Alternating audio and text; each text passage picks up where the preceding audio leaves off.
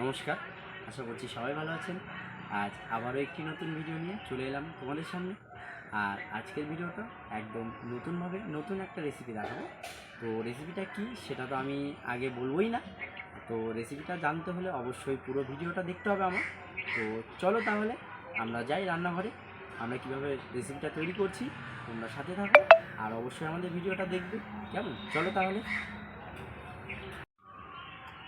আমাদের যে রেসিপিটা তৈরি করব তার জন্যে পাতাকপি লাগবে। তো আমি পাতাকপি কেটে নিয়েছি ঝুরি ঝুরি করে, কাটাটা আমি দেখাইনি। তো এটা আমাদের লবণ দিয়ে ভালো করে মেখে নিতে হবে। ঠিক আছে, আজকে আমাদের একটা নতুন রেসিপি হবে।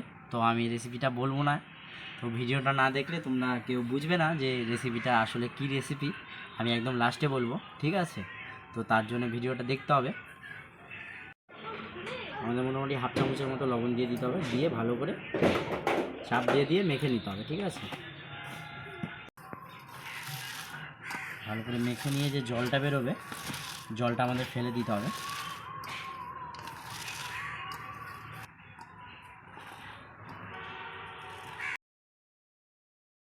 দেখতেই পাচ্ছ আমাদের কত জল বেরোয়েছে, এই যে দেখতেই পাচ্ছ। এই জলটা আমাদের ভালো করে ফেলে দিতে হবে, ভালো করে চিপে নিতে হবে। ঠিক আছে, দেখতেই পাচ্ছ ভালো করে মেখে নিয়ে জলটা বের করে নিলাম। কতটুকুন হয়ে গেছে, অল্পই বানাবো। ঠিক আছে, এবারে আমাদের এই পাতাকপিটা মেখে নিতে হবে। এর মধ্যে কর্নফ্লাওয়ার দিতে হবে, একটু চালের আটা দিতে হবে, আর লবণ আর লঙ্কার গুঁড়ো দিয়ে ভালো করে মেখে নিতে হবে। ঠিক আছে, 2-3টে কাঁচা লঙ্কা কুচি করে দিয়ে দেব। যেহেতু আগে আমরা লবণ দিয়ে মেখে নিয়েছি তাই সামান্য একটু লবণ দেব, আর সামান্য একটু লঙ্কার গুঁড়ো দেব, আর দিয়ে দেবো চালের আটা, মোটামুটি 3 চামচ থেকে 3.5 চামচ হয়তো লাগবে। ঠিক আছে, আর কর্নফ্লাওয়ার দিয়ে দেবো 2 চামচের মতো।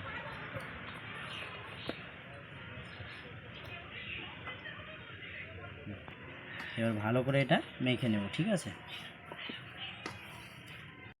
দেখতেই পাচ্ছ চালের আটা আর কর্নফ্লাওয়ার দিয়ে আমি সব কিছু দিয়ে মেখে নিয়েছি। কত সুন্দর হয়েছে, একদম আঠা আঠা হয়েছে। তো এবার এটা একটু রেস্টে দেব, মোটামুটি আধা ঘন্টা রেস্টে রেখে দেব।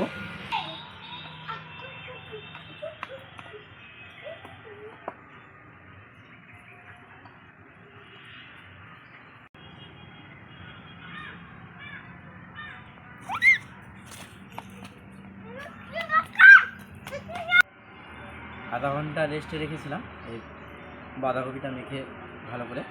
তো এখন এটা ভালো করে আমি গোল গোল করে নেব। ঠিক আছে, এভাবে হাতের মধ্যে নিয়ে ভালো করে এভাবে গোল গোল করে নেব। ঠিক আছে, তাহলে খেতে ভালো লাগবে, দেখতেও ভালো লাগবে।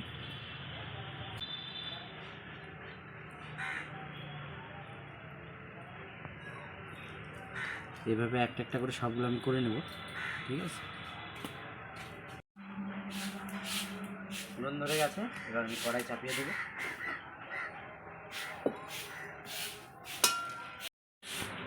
কড়াই গরম হয়ে গেছে, তেল দিয়ে আমি এই বাঁধাকপির পকোড়াগুলো ভেজে নেব। ঠিক আছে,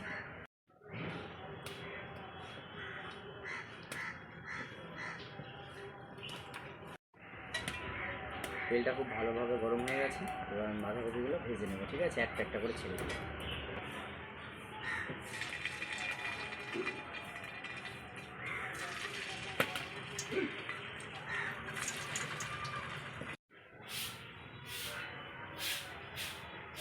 আমাদের ভালো করে লাল লাল করে ভেজে নিতে হবে, আর আস্তে আস্তে জালে ভাজতে হবে।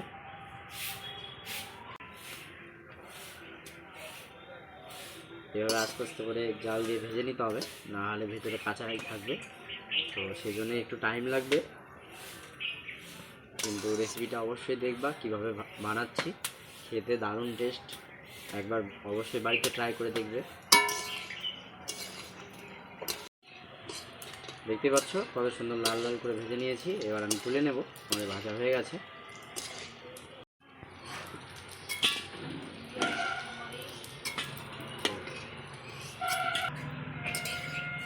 দেখতে পাচ্ছ কত সুন্দর লাল লাল করে ভেজে নিয়েছি।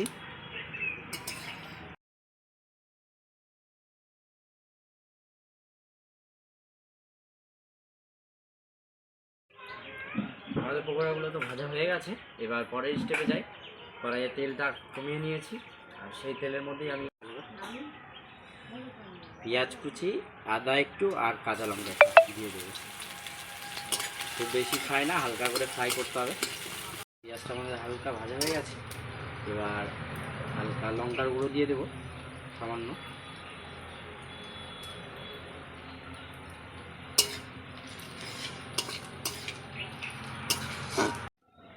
এবার আমি এই পকোড়াগুলো যে ভাজলাম এটা দিয়ে দেবো।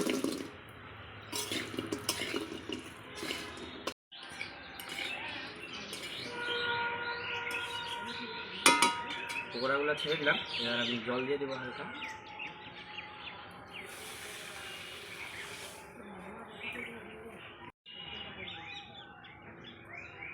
আমি এবার টমেটো সস দিয়ে দেবো।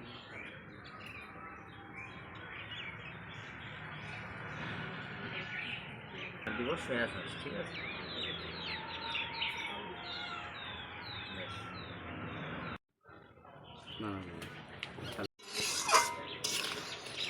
দেখতে পাচ্ছ কত সুন্দর কালার আসছে।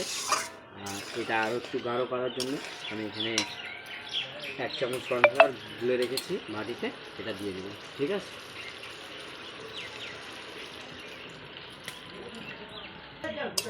দেখতেই পাচ্ছ কত সুন্দর, কতটা গাঢ় হয়ে গেছে। এটা কর্নফ্লাওয়ারগুলো জলটা দিলাম যে সেই জন্য এতটা গাঢ় হয়ে গেছে। আমাদের রেসিপিটা রেডি হয়ে গেছে, এবার নামিয়ে নেব। হয়ে গেছে একদম, নামিয়ে নেব এবার।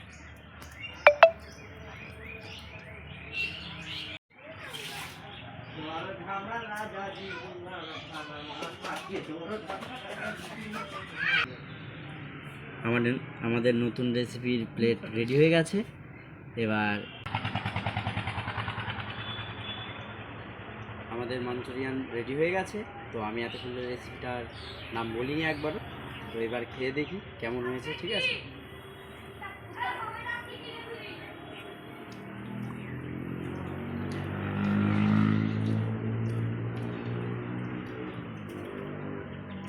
দারুণ একটা রেসিপি, আপনারা অবশ্যই ট্রাই করবেন বাড়িতে, দেখবেন খেতে খুব ভালো হয়েছে।